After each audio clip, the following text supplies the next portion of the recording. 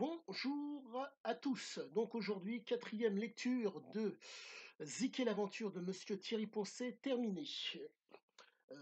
Je dirais que la lecture de Monsieur Poncet, de l'ouvrage de Monsieur Poncet, a été proprement fantastique.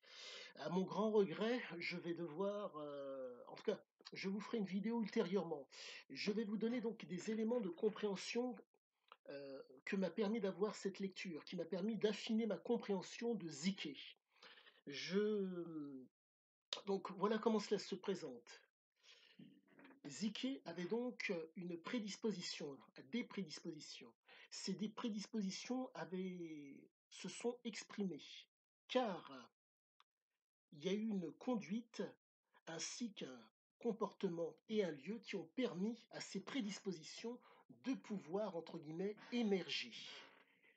Et comment dire, l'ouvrage m'a permis de vraiment voir ce qu'il en est. Vous avez par exemple, c'était au niveau pardonnez-moi, au niveau pardonnez-moi, au niveau du chapitre Suzanne Zombie, c'est là que le détail a été, comment dire, a été d'autant plus confirmé par les écrits de Monsieur Poncet.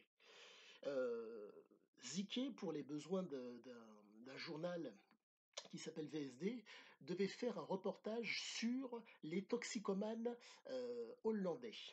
Et en tout cas sur la toxicomanie. Et donc Ziké est allé dans l'endroit le plus propice de l'époque pour parler toxicomanie. Il est allé en Hollande.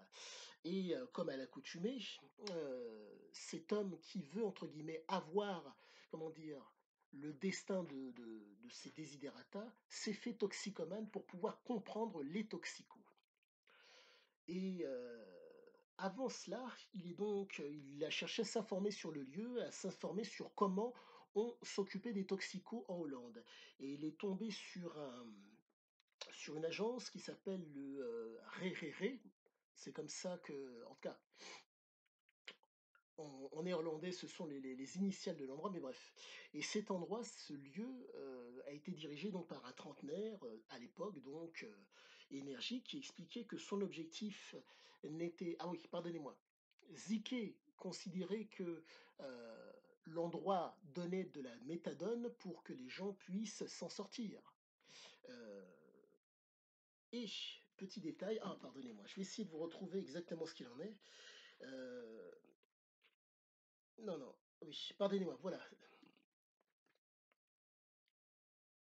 Ah voilà, je vous lis textuellement ce qu'il en est. Bref, vous pensez que de distribuer de la méthadone, c'est la meilleure stratégie pour secourir les junkies. Nuance. Et là, l'homme lui dit, nous ne voulons pas les secourir, nous voulons les contrôler. Et ça a offusqué Ziké. Et force est de constater que tous les ouvrages de Ziké démontrent que lorsqu'il y a contrôle sur sa personne, lorsqu'on essaye de le contrôler, dans une situation, le contrôle est présent, il prend la tangente, il s'enfuit. Et dans le cas présent, il s'est barré.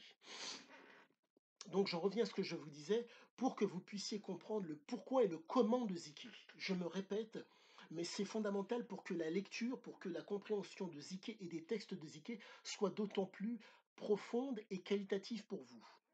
La prédisposition, la... il faut que ça puisse s'exprimer, cette prédisposition. Il faut une conduite pour cette prédisposition. Et il faut un comportement pour cette prédisposition et il faut le lieu. Pour d'autant mieux, pour accentuer encore plus mon propos. Pour pouvoir, il y a, par exemple, un véhicule se trouve devant vous. Il vous faut, entre guillemets, la clé pour l'ouvrir. Il vous faut à la suite de ça savoir utiliser entre guillemets le dit véhicule, savoir où placer la clé, ou savoir entre guillemets des choses qui ont l'air d'être anodines, mais qui font la différence pour faire en sorte que il y ait à la suite de ça une conduite, une capacité à pouvoir conduire. Savoir ne suffit pas. Il vous faut les connaissances, donc le comportement adéquat pour pouvoir utiliser tous les éléments du véhicule pour le faire fonctionner. Et cinquième chose importante, le lieu. Si votre véhicule est entre guillemets, tout terrain, qu'importe le lieu. Si ce n'est pas le cas, il va falloir trouver le lieu adéquat pour pouvoir conduire le véhicule, heu, au mieux. Vous n'allez pas entre guillemets, avec une Audi, exemple, ou avec une Mini, aller sur des routes chaotiques. Je reprends mon propos pour qu'il soit d'autant mieux compris. La prédisposition, le fait de pardonnez-moi, le fait que cela s'exprime, la conduite, le comportement, le lieu. Voilà ce qui définit Siziaziki et qui explique nombre de choses qu'il dit. Et je dirais simplement que par rapport à Monsieur Poncet et à tous ses autres ouvrages, tout est vrai. Il a certes, comment dire, de par ses problèmes de mémoire, il a dû romancer un tant soit peu pour que la mémoire lui revienne plus ou moins ou pour coller à ce qu'il est. Mais tout est vrai. Absolument tout est vrai. Bien sûr, je n'y étais pas. Bien sûr, Ziki est un manipulateur, un être intelligent et un être sans gêne. Je n'oublie absolument pas cela. Mais force est de constater que, compte tenu des propos de Monsieur Poncet et du fait que, pour reprendre la phrase de Monsieur Poncet d'ouverture, mon ami Charlie l'aventurier,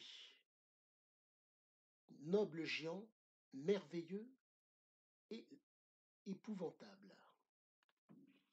Je le fais un petit peu à ma sauce, mais ce n'est pas ce qui est décrit. Mais je vais quand même vous lire textuellement ce qu'il en est. À la mémoire de mon ami Charlie l'aventurier, alias Sizia Ziki, noble géant, merveilleux, Z est épouvantant. Égaré en une ère fade qu'il ne pouvait aimer, poil aux obés, aurait-il ajouté. Je reprends. Merveilleux et épouvantant. Vous avez un reportage sur Brut où Monsieur euh, Poncet parle de Ziki en disant épouvantable et merveilleux. Dans l'ouvrage, c'est merveilleux et épouvantant. C'est pour vous dire que, a posteriori, quand on prend nettement moins de substance ou quand on n'en prend plus, je pense que c'est le cas de Monsieur Poncet, on se rend compte de vraiment ce qu'il en était. Et du fait que nous sommes face à un homme qui a commandé à sa nature pour faire en sorte que le merveilleux ne devienne pas épouvantable par le biais de substances.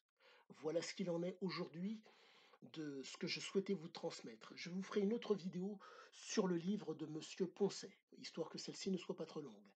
Je vous souhaite à tous une agréable fin de journée et je vous dis à bientôt pour la suite. Le pouce et abonnez-vous si vous le souhaitez.